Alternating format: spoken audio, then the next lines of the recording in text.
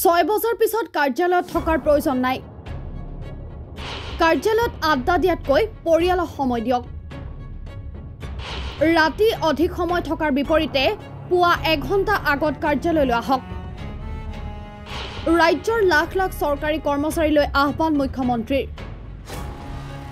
এতিয়াৰে পৰা সন্ধিয়া 7:30 পিছত নাপাব কাৰেণ্ট। সকলো চৰকাৰী কাৰ্যালয়ত সন্ধিয়া বিদ্যুৎ কৰ্তনৰ নিৰ্দেশ। 232টা কাৰ্যালয়ত কৰা হ'ব এই ব্যৱস্থা।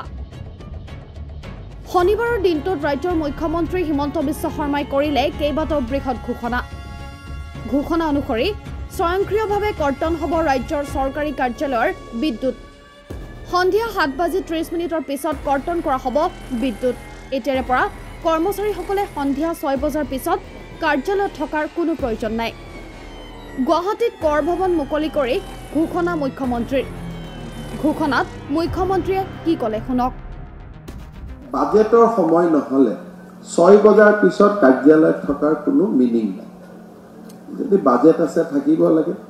6টা বজাৰ পিছত কাৰ্যালয়ত কৰ্মচাৰীসকল থকাতকৈ ঘৰত গৈ পৰিয়ালটোৰ লগত থাকিলে মন আৰু স্বাস্থ্য ভালে থাকে। মই বেলেগ মুখ্যমন্ত্ৰীৰ দৰে ৰাতি 9টালৈকে কাম কৰক, 10টালৈকে কাম কৰক, কামটো নহয় আড্ডাহে হয়। গতিকে আমাৰ ইলেক্ট্ৰনিক ফাইল চবৰে আছে। যোনে কাম কৰিব লাগে ঘৰত গৈ কৰিব লাগে। ৰাতি বেছিকৈ থকাৰ পৰিৱৰ্তে লাগিলে 1 ঘণ্টা আগত আহক, লাঞ্চৰ সময়তো কাম কৰক। ইলেক্ট্ৰিচিটি বৰ্ডক কৈছো যে আমাৰ অফিচবিলাকত 7:30 বজাত আমি ইলেক্ট্ৰিচিটি অটো ডিসকানেকশন আমি কৰিব নোৱাৰো যে আপোনালোকে বন্ধ নকৰে। কাম কৰিব ইনভাৰ্টাৰ কৰিব, যোনে নকৰে আমি এটা পলিচি ডিচিশন লৈছো যে এক্সেপ্ট মেডিকেল কলেজ আৰু যিকেইটা ক্ৰিটিকেল অফিচত বাদ দি এতিয়া মুখ্যমন্ত্ৰী কাৰ্যালয়তো কাম কৰিবই লাগিব, সেক্ৰেটাৰিয়েট কাম কৰিব লাগিব।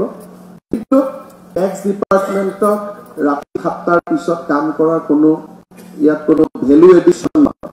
স্বাস্থ্য বেয়া হয়, মানুহৰ কাম বেয়া হয়, তাতকৈ ঘৰত গৈ ফেমিলিৰ লগত টাইম খৰচ কৰিলে বেছি ভাল হয়। গতিকে আমি প্ৰত্যেকটো কাৰ্যালয়তে কামৰ স্পীড অনুসৰি অটো ডিসকানেকশনৰ এটা টাইম আমি ঠিক কৰি ল'ব লাগে আৰু বৰ্ডে নিজে অটো ডিসকানেক্ট কৰি দিব। আমি কোনেও লাইট বন্ধ কৰিব নালাগে। News desk, the Custodian plus.